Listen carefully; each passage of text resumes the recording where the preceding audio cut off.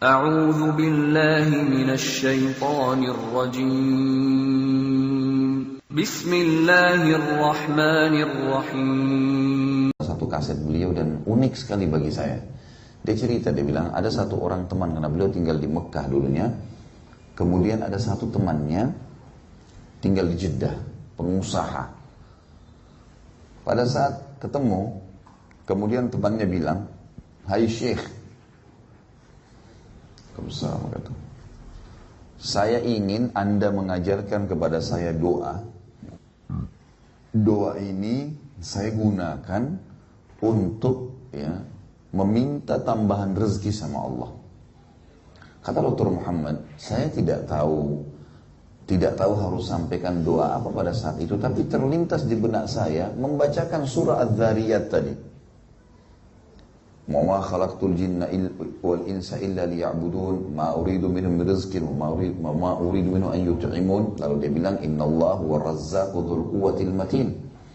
Kata Dr. Muhammad, saya sarankan kamu baca dalam doamu, "Ya Razzaq dzul quwwatil matin urzuqni."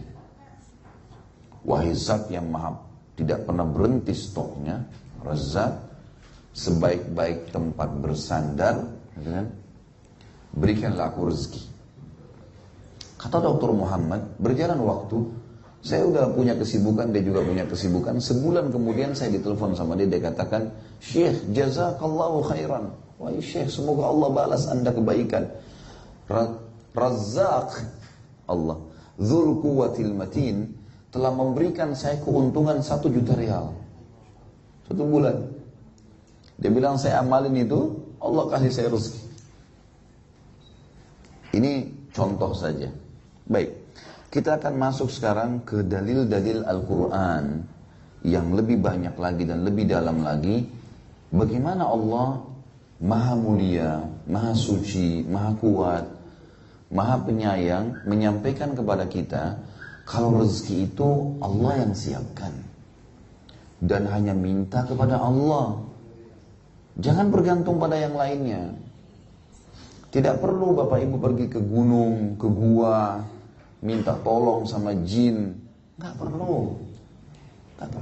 Semuanya sudah siap. Allah menyebutkan dalam Al-Quran, kalau hanya Allah pemberi rezeki, dan rezekinya ini tidak pernah habis stoknya. Dalam bahasa Arab, Razzaq. Kalau kita bicara substansial, rezeki itu kita mengatakan Raziq. Tapi kalau Razzaq, itu artinya pemberi rezeki non-stop, tidak pernah habis stoknya. Itu Allah sebutkan. Selalu ada terus. Pisang itu selalu begitu dari zaman Nabi Adam sampai hari kiamat, begitu terus pisang itu.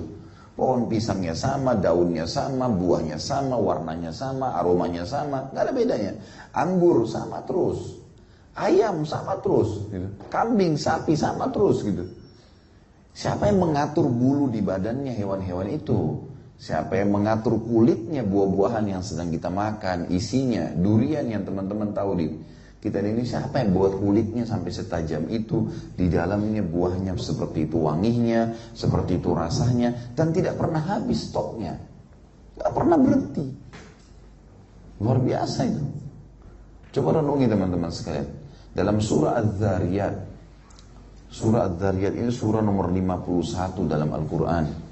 Surah nomor 51 ayat 56 sampai 58. Bunyinya, a'udzubillahi minasyaitonirrajim, bismillahirrahmanirrahim, "Wa ma khalaqtul jinna wal insa illa liya'budun." Aku tidak ciptakan, kata Allah, jin dan manusia kecuali untuk menyembah. Liya'budun sama dengan kita bilang iyyaka na'budu, hanya kepadamu kami menyembah. Sembah itu begini maknanya, tunduk, patuh, cinta, takut. Ini sembah ini.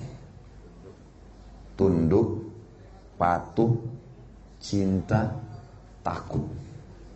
Ini maknanya. Itu sembah. Jadi kalau Bapak Ibu baca La ilaha illallah, tidak ada Tuhan yang berhak disembah kecuali Allah. Sembah ini tadi, tunduk, patuh, cinta, takut. Gitu kan?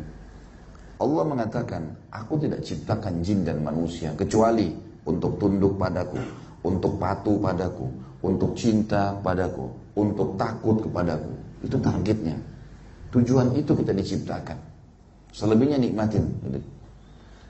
Kata Allah, ma uridu minhum min rizqin wa ma uridu minhum an yut'imun. Aku tidak pernah minta balas